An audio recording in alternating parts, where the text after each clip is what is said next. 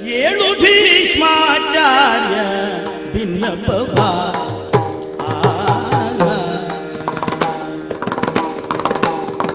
ಕೇಳು ಭೀಷ್ಮಾಚಾರ್ಯ ಭಿನ್ನಪವ, ಸತ್ಕೀರ್ತಿ ಸದ್ಗುಣ ಶೀಲ ಬೇಳುವೆ ಎನ್ನ ಮನಬಲವ, ಸತ್ಕೀರ್ತಿ ಸದ್ಗುಣ ಶೀಲ ಬೇಳುವೆ ಎನ್ನ ಮನಬಲವ,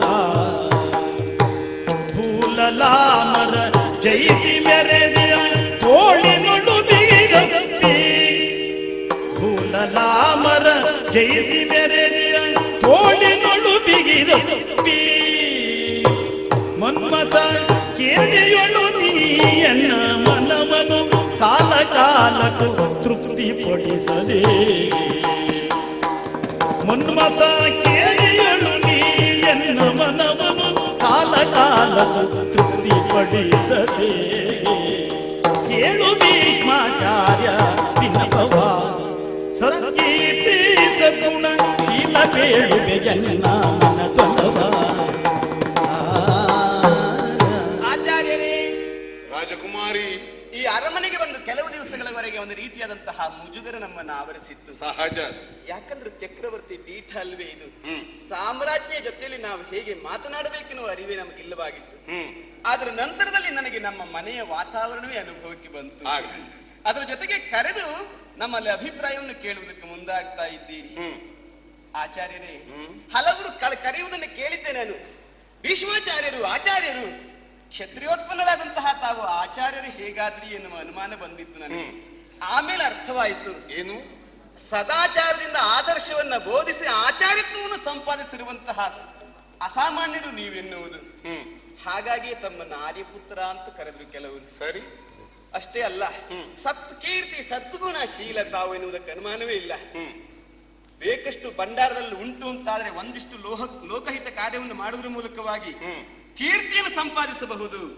ಆದ್ರೆ ಸದ್ಗುಣ ಅದು ರಕ್ತಗತವಾಗಿ ಬರಬೇಕಾದಂತಹ. ಸರಿ. ಅಂತಹ ಸದ್ಗುಣವನ್ನು ಸಂಪಾದಿಸುವ ತಾವು ಸುಶೀಲರು ಎನ್ನುವುದಕ್ಕೆ ತಾವಿಲ್ಲಿಯವರೆಗೆ ನಡೆದಂತಹ ತಮ್ಮ ಜೀವನ ಚಾರಿತ್ರ್ಯವೇ ಸಾಕ್ಷಿಯಾಗಿ ನಿಂತಿದೆ. ಅಂತಹ ತಮ್ಮಲ್ಲಿ ವಿಧೇಯಳಾಗಿ ಒಂದು ವಿನಂತಿ ನನ್ನದು. ಏನದು? ಕಾಶಿ ದೇಶದ ರಾಜಕುಮಾರಿಯ ಸ್ವಯಂವರ ಮಂಟಪಕ್ಕೆ ತಾವು ಆಗಮಿಸಿದ್ರಿ. ಅಲ್ಲಿಂದ ಇಲ್ಲಿಯವರೆಗೆ ಕರೆತಂದ್ರಿ. ಕರೆತಂದ ಆಡುತ್ತಿರುವ ಮಾತು, ತಮ್ಮನನ್ನು ಮದುವೆಯಾಗಬಹುದೇ? ಕೆಲವರೆಲ್ಲ ಹಾಗೆ ತಾವೇ ಒಂದು ವಿಶೇಷವಾದಂತಹ ಇತಿಹಾಸವನ್ನು ನಿರ್ಮಿಸುವವರು, ಕೆಲವರೆಲ್ಲ ಇತಿಹಾಸವನ್ನು ಅನುಸರಿಸುವವರು. ಹಾಗಾಗಿ ನಾನು ಕೇಳಿದಂತೆ ತಾವು ಪುರುಷ ಸಿಂಹರು, ಮೃಗೇಂದ್ರ, ರಾಜೇಂದ್ರ. ಸಿಂಹ ಒಂದು ಇನ್ನೊಬ್ಬರು ಬೇಟೆಯಾಡಿದಂತಹ ಪ್ರಾಣಿನ ಖಂಡಿತಕ್ಕೂ ತಿನ್ನುವುದಿಲ್ಲವಂತೆ. ತಾನೇ ಬೇಟೆಯಾಡಿ ಆ ಪ್ರಾಣಿನ ತಿನ್ನುತ್ತದೆ. ತಾನು ಬೇಟೆಯಾಡಿದಂತಹ ಪ್ರಾಣಿಯನ್ನು ತಾನು ತಿನ್ನದೆ ಇನ್ನೊಬ್ಬರಿಗೆ ಕೊಡುವುದು ಇಲ್ಲವಂತೆ. ಅಂತಹ ಮೃಗೇಂದ್ರ ಸ್ವರೂಪರಾದಂತಹ ತಾವು ತಾವಾಗಿ ಗೆದ್ದು ತಂದಿರುವಂತಹ ನಮ್ಮನ್ನ, ಅಂದ್ರೆ ಈ ಹೆಣ್ಮಕ್ಕಳನ್ನ ತಾವು ಮದುವೆಯಾಗದೆ ಬಿಟ್ಟದ್ಯಾಕೆ? ಹೀಗೆ ತಾವು ತಂದ ಹೆಣ್ಣು ಮಕ್ಕಳನ್ನು ಇನ್ನೊಬ್ಬರಿಗೆ ಮದುವೆ ಮಾಡಿಸುವುದು ತಮ್ಮಿ ವಂಶದ ಚಾರಿತ್ರದಲ್ಲಿ ಉಂಟೆ? ಸರಸಿಜ ಕೇಳು ಕೇಳುವೆನು,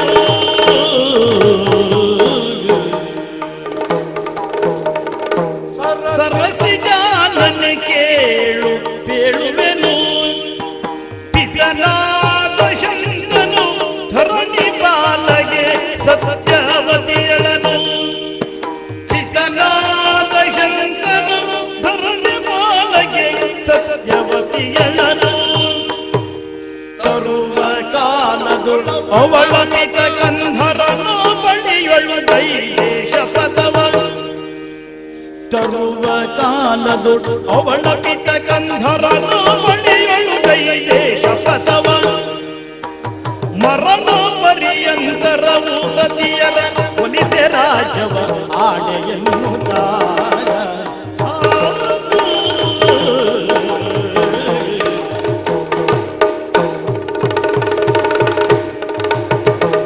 ಮರಣ ಪರ್ಯಂತರವು ಸತಿಯರ ಒಲಿತೆ ರಾಜವ ಆಡೆ. ಪ್ರಶ್ನೆ ಸಹಜವಾದದ್ದು. ಒಬ್ಬರು ಗೆದ್ದು ತಂದು ಮತ್ತೊಬ್ಬರಿಗೆ ಮದುವೆ ಮಾಡಿಸಿದ ಇತಿಹಾಸ ಚಂದ್ರವಂಶದಲ್ಲಿದೆಯೇ? ಇಲ್ಲ. ಹಾಗೆಂದು ಭೀಷ್ಮನ ಬದುಕೆ ಇತಿಹಾಸ ಆಗಬಾರದು ಯಾಕೆ? ಇನ್ನೊಂದು, ನಾನು ತಂದು ತಮ್ಮನನ್ನ ಮದುವೆಯಾಗುವ ಕಾರಣ ಏನು? ಏನದು? ರಾಜಕುಮಾರಿ, ಓ, ದೇವವ್ರತನಾದ ನಾನು ಭೀಷ್ಮನಾದ ಕತೆ ಆ, ನಿನಗೆ ಬಹುಶಃ ನಾನು ಹೇಳಿ ತಿಳಿಸಬೇಕಾದ ಅಗತ್ಯ ಇಲ್ಲ. ಆಹಾ, ಒಂದೊಂದು ದಿವಸ ಭಾರ್ಗವರಲ್ಲಿ ಅಧ್ಯಯನ ಮುಗಿಸಿ ಹಸ್ತಿನೆಗೆ ಬಂದಾಗ ತಂದೆಯವರು ಶೋಕಾಗಾರದಲ್ಲಿದ್ದರು. ಸರಿ. ಅವರ ಮನಸ್ಸನ್ನ ಅರಿತ ನಾನು ಕಾಳಿಂದಿ ನದಿಯ ತೀರಕ್ಕೆ ಹೋಗಿ ಸತ್ಯವತಿ ದೇವಿಯವರನ್ನ ಕರೆತರುವಾಗ ಪ್ರತಿಜ್ಞೆಯೊಂದನ್ನು ಮಾಡಬೇಕಾದ ಅನಿವಾರ್ಯತೆ ಬಂತು. ಓಹೋ, ಲೋಕದ ವ್ಯಕ್ತ ಅವ್ಯಕ್ತ ಶಕ್ತಿಗಳ ತ್ರಿಮೂರ್ತಿಗಳ ಚತುರ್ವೇದದ ಪಂಚಭೂತದ ಷಟ್ಶಾಸ್ತ್ರದ ಸಪ್ತ ಋಷಿಗಳ ಅಷ್ಟ ವಸುಗಳ ನವಗ್ರಹಗಳ ದಶ ದಿಕ್ಕುಗಳ ಏಕಾದಶ ರುದ್ರರ ದ್ವಾದಶ ಆದಿತ್ಯರ ಆಣೆಯಾಗಿ ಇಂದಿನಾರಭ್ಯ ಮರಣ ಪರ್ಯಂತ ಹೊಂದೆ ಸತಿಯನು ಲೋಕದ ಎಲ್ಲಾ ನಾರಿಯರು ತಾಯಿ ಗಂಗೆಗೆ ಸಮಾನ. ಸಿಂಹಾಸನದ ಅಧಿಕಾರ, ವಿವಾಹ ಎಂಬ ಸಂಸ್ಕಾರ ಇದನ್ನ ದಾಶರಾಜ ಸಂತತಿಗೆ ಬಳುವಳಿಯಾಗಿ ಕೊಟ್ಟು ಬಂದವ ನಾನು. ಓಹೋ, ಆದ್ದರಿಂದ ನಾನು ಮದುವೆ ಆಗ್ಲಿಕ್ಕೆ ಆಗುವುದಿಲ್ಲ. ಸರಿ. ತಮ್ಮನನ್ನ ಮದುವೆ ಆಗ್ಲಿಕ್ಕೆ ನಿನಗಿರುವ ತೊಂದರೆ ಏನು? ಇಲ್ಲೇ ಹ, ಒಂದು ಕರುಣಾನಿಧಿ ಅವಧರಿಸು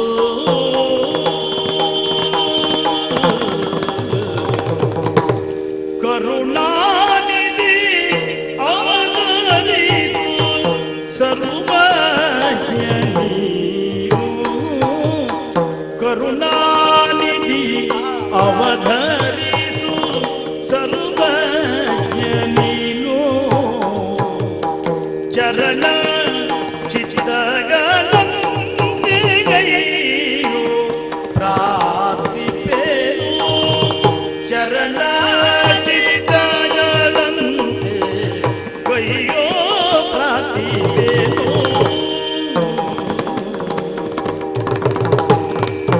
ಧರಣಿಪತಿ ಸಾಲ್ವನಲ್ಲಿ ಪೂರ್ವದಲ್ಲಿ ನಾನು ಧರಣಿಪತಿ ಸಾಲ್ವನೊಳು ಪೂರ್ವದಲ್ಲಿ ನಾನು ಭರಿತವನ ಬಿಟ್ಟವನ ಮಿಕ್ಕಿವಲಿದಿಗೆನು ಭರಿತವನ ಬಿಟ್ಟವನ ಮಿಕ್ಕಿವಲಿದಿಗೆನು ಧರಣಿಪತಿ ಸಾಲ್ವನಲ್ಲಿ ಪೂರ್ವದಲ್ಲಿ ನಾನು ಭರಿತವನ ಬಿಟ್ಟವನ ಮಿಕ್ಕಿವಲಿದಿಗೆನು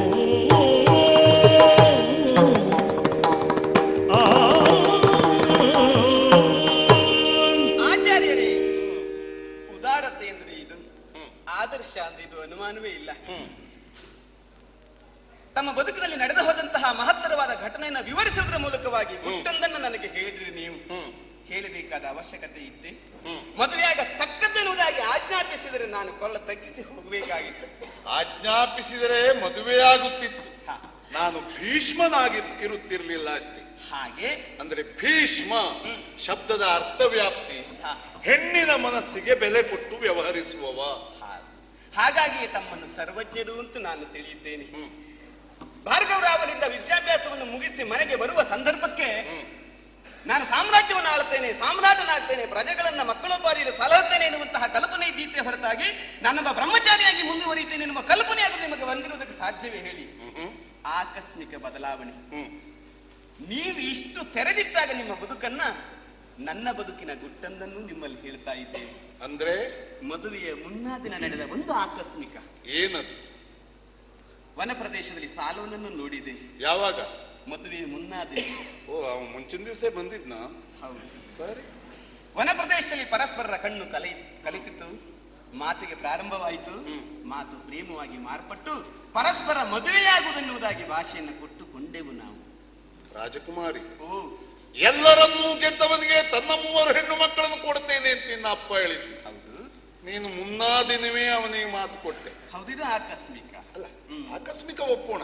ಅಪ್ಪನಿಗೆ ತಿಳಿಸಿದ್ದೀಯಾ? ಅಪ್ಪನಿಗೆ ವಿಷಯ ಹೇಳುವುದಕ್ಕೆ ಸಂದರ್ಭ ಒದಗಲಿಲ್ಲ ನನಗೆ. ಆನಂದದಲ್ಲಿ ನಡೆದಂತಹ ಘಟನೆ ನಿಮಗೆ ಗೊತ್ತು. ಮದುವೆಯ ಮಂಟಪದಿಂದ ನಮ್ಮನ್ನು ಇಲ್ಲಿಯವರೆಗೆ ಕರೆತಂದಿರುತ್ತೀವಿ ನೀವು. ಒಂದು ವಿಷಯ ತಮ್ಮಲ್ಲಿ ಕೇಳಿ. ಏನು? ಒಂದು ಹೆಣ್ಣು ತನ್ನ ಹೃದಯದಲ್ಲಿ ಹೆಜ್ಜೆ ನೀಡುವುದಕ್ಕೆ ಒಬ್ಬ ಪುರುಷನಿಗೆ ಮಾತ್ರ ಅವಕಾಶವನ್ನು ಕೊಡುತ್ತದೆ. ಸರಿ, ಕೊಡ್ತಾಳೆ. ಹಾಗಿರುವಾಗ ನನ್ನ ಬದುಕಿನಲ್ಲಿ ನನ್ನ ಹೃದಯದಲ್ಲಿ ಪ್ರವೇಶಿಸಿದವ ಸಾಲ್ವ. ಮನದೊಳೊಲಿದವನ ಬಿಡಬಹುದೇ ಬೇಡಿ? ನನ್ನ ಪ್ರವೇಶದ ಮೊದಲೇ ಪ್ರಸಂಗ ಇಷ್ಟು ಮುಂದುವರೆದಿದ್ಯಾ? ಎಂದ ನುಡಿಯೋ ಕೇಳುಗಾಗೆ ಅನಸುನಗುತ್ತ ಸುಂದರಾಂಗಿಯೇ ನಿನ್ನ ಮನದ ಸಂಕಲ್ಪಯನಗೊಂದು ತಿಳಿದಿರೆ ತರನು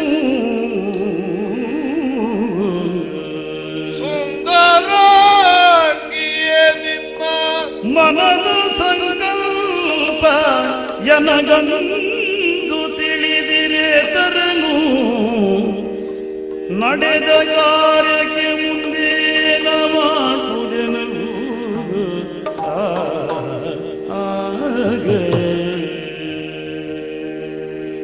ರಾಜಕುಮಾರಿ ಆಚಾರ್ಯರೇ, ಮನ್ನ ಮನದೊಳೊಲಿದವನ ಬಿಡಬಹುದೇ ಪೇಳಿ ಎಂತೀಯ. ಈ ಒಲಿದವನನ್ನ ಬಿಡಬಹುದೋ ಕೂಡಬಹುದು, ಅದು ಬ್ರಹ್ಮಚಾರಿಗಳ ಹತ್ರ ಕೇಳಿದ್ರೆ ಉತ್ತರ ಸಿಗ್ತದ? ಹೇಳಲಿಕ್ಕಾಗುದಿಲ್ಲ. ಯಾಕಂದ್ರೆ ಬ್ರಹ್ಮಚಾರಿಗಳಾದದ್ದು ತಂದೆಯ ಮಾತನ್ನರಿತು ಮದುವೆ ಮಾಡಿಸಿದ ಆಮೇಲಲ್ವಾ. ಬಿಡು. ಆದರೂ ಒಲಿದವನನ್ನ ಕೂಡಬಹುದೋ ಅಥವಾ ಬಿಡಬಹುದು ಮತ್ತೊಬ್ಬರಲ್ಲಿ ಕೇಳುವ ಪ್ರಶ್ನೆಯೇ ಅಲ್ಲ. ಯಾಕೆ ಗೊತ್ತೇ? ಅವರವರ ಪ್ರೇಮ ಪ್ರಪಂಚದ ಪಾವಿತ್ರ್ಯವನ್ನ ಅವಲಂಬಿಸಿದೆ. ಸರಿ, ಆದ್ರೆ ಒಂದು ಏನು? ನೀನು ಮತ್ತೊಬ್ಬನಿಗೆ ಮಾತು ಕೊಟ್ಟವಳು ಎನ್ನುವುದು ಗೊತ್ತಿದ್ದರೆ ತರುವ ಅಧಿಕ ಪ್ರಸಂಗ ನಾನು ಮಾಡ್ತಿರ್ಲಿಲ್ಲ. ಮಾಲೆ ಹಿಡಿದು ಮದುಮಣಿಗರಾಗಿ ನಿಂತ 3 ಹೆಣ್ಣು ಮಕ್ಕಳಲ್ಲಿ ಒಬ್ಬಾಕೆ ಯಾರಿಗೋ ಮಾತು ಕೊಟ್ಟಿರಬಹುದೇ ಊಹಿಸುವ ಸಂಸ್ಕಾರವೂ ನನ್ನದಲ್ಲ. ತಂದದ್ದಾಗಿದೆ, ಏನು ಮಾಡಬೇಕು ಎನ್ನುವುದೇ ಗೊತ್ತಾಗುವುದಿಲ್ವಲ್ಲ. ಯಾಚನಾ ರೂಪದ ಒಂದು ಸೂಚನೆ. ಚಂದಿರಾನ್ವಯ ದೀಪ ಕೇಳುದಯದಿ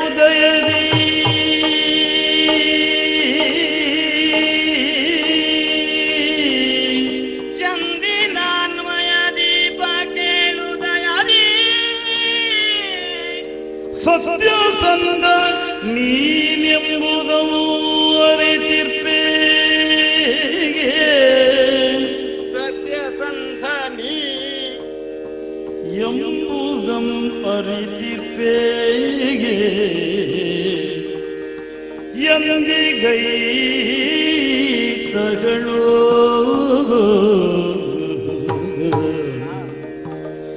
ಎಂದಿಗೈ ತಗಳೋ ಎಂದಿಗೈ ತಗಳೋ ಎನ್ನುತ್ತ ಮಾರ್ಗವು ನೋಡುತ್ತೀಯ ಸಾಲ್ವನಲ್ಲಿಗೆ ಕಳುಹಿಸು.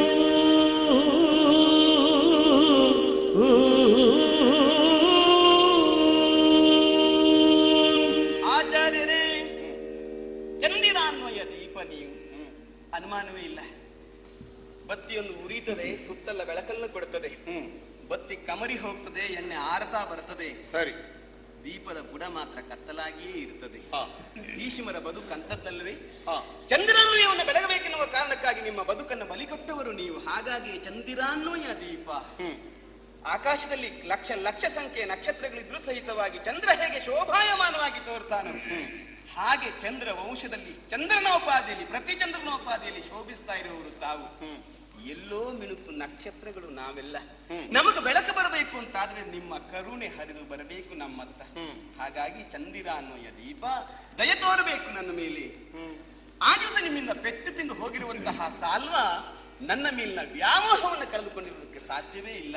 ನಿನ್ನ ಭರವಸೆ ಇಂದಲ್ಲ ನಾಳೆ ಬರ್ತಾನೆ ಎನ್ನುವಂತಹ ವಿಶ್ವಾಸದಲ್ಲಿ, ನನ್ನ ಬರ ನಿರೀಕ್ಷೆಯಲ್ಲಿ ದಾರಿಯನ್ನು ನೋಡ್ತಾ ಇದ್ದಾನೆ ಎನ್ನುವ ವಿಶ್ವಾಸ ನನಗುಂಟು. ಸರಿ, ಹಾಗಾಗಿ ಆ ಸಾಲ್ವನ ಬಲಿಗೆ ನನ್ನನ್ನು ಕಳುಹಿ ಕೊಡುವ ಕೃಪೆ ತಾವು ಮಾಡ್ತೀರಿ ಅಂತಾದ್ರೆ ಧನ್ಯನು ಅಂತ ತಿಳ್ಕೊಳ್ತೇನೆ. ಸಮಸ್ಯೆಯನ್ನ ಇಷ್ಟು ಸುಲಭದಲ್ಲಿ ಬಗೆಹರಿಸುತ್ತೀಯಾ ಎನ್ನುವ ಭರವಸೆ ಇರಲಿಲ್ಲ. ರಾಜಕುಮಾರಿ, ಸ್ವಯಂವರ ಮಂಟಪದಿಂದಲೇ ಇಲ್ಲಿಗೆ ಕರೆ ತಂದದ್ದು ನಾನು. ಸರಿ, ಸಾಲಂಕೃತಳಾಗಿ ಬಂದವರು ನೀವು. ಅದೆಲ್ಲವನ್ನೂ ಗಂಟು ಮೂಟೆ ಕಟ್ಟಿಕೋ, ಹೋಗುವ ಸಿದ್ಧತೆ ಮಾಡಿ. ಮತ್ತೆ ನಾನು ಕಾಶಿಯಿಂದ ತಂದದ್ದು ಹಸ್ತಿನಾವತಿಯ ಸಾಮ್ರಾಜ್ಯಕ್ಕೆ ಏನು ಪ್ರಯೋಜನ ಬಂದಿದೆ?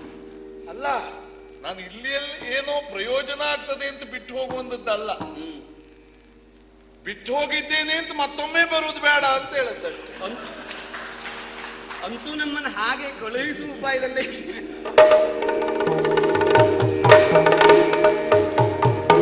ಬ್ರಾಹ್ಮಣರೇ,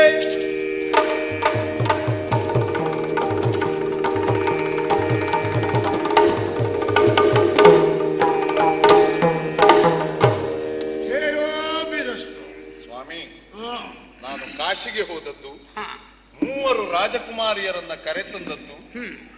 ಅವರಲ್ಲಿ ಅಂಬಿಕೆ ಅಂಬಾಲಿಕೆ ನನ್ನ ತಮ್ಮನನ್ನ ಮದುವೆಯಾಗಲಿಕ್ಕೆ ಒಪ್ಪಿದ್ದು ತಮಗೆ ವಿದಿತವಾದ ವಿಷಯ ತಾನೆ. ಇಡೀ ನಾಡಿಗೆ ಗೊತ್ತಿದ್ದ ವಿಷಯ.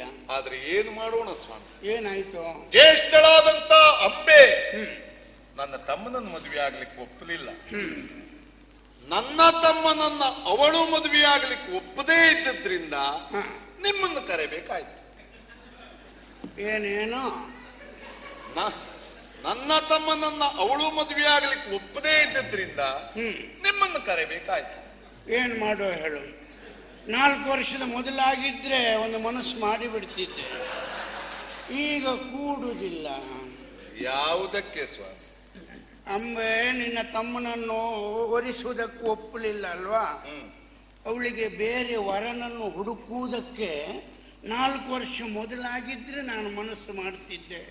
ಈಗ ನಡಿಲಿಕ್ಕೆ ಕೂಡುದಿಲ್ಲ ನನಗೆ. ವೇದವಿದರ ಮಾತು ನಮಗೆಲ್ಲ ಎಲ್ಲ ಅರ್ಥ ಆದೀತು. ಆದ್ರಿಂದಲೇ ಬಿಡಿಸಿ ಹೇಳಿದೆ ಸ್ವಾಮಿ. ಆ ಸಮಸ್ಯೆಯನ್ನ ನಮ್ಮ ಪಾಲಿಗೆ ಇಡಲಿಲ್ಲ.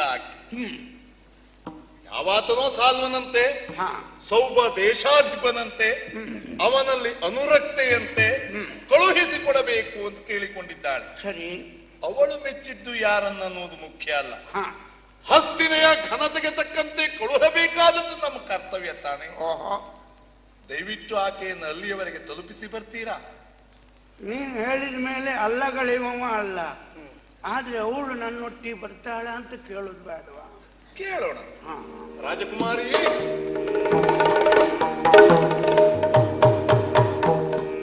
ಬ್ರಾಹ್ಮಣರೇ, ಇವಳೆ ಕಾಶೀಶನ ಹಿರಿಯ ಮಗಳು. ಯಾರು ಹೇಳಿ? ಅಂಬೆ. ಅದು ಕೊಟ್ಟಿಗೆ ಇಲ್ಲಿ ಇರುವುದು. ಅಂಬೆ. ಅಂಬೆ. ಹೇಗೆ ನಿನಗೆ ನಾನು ಆದೀತ? ಹೇಗೆ ನಿಮಗೆ ನನ್ನ ಜೊತೆ ಕೂಡೀತ? ನಿನಗೆ ಆದೀತು ಆದ್ರೆ ನನಗೆ ಕೂಡೀತು. ನಿಮಗೆ ಕೂಡೀತ ಆದ್ರೆ ನನಗಾದೀತು. ಸಣ್ಣ ಹೊಂದಾಣಿಕೆ ಉಂಟು ನೋಡು. ನನ್ನ ಹೊರೆ ತಪ್ಪು.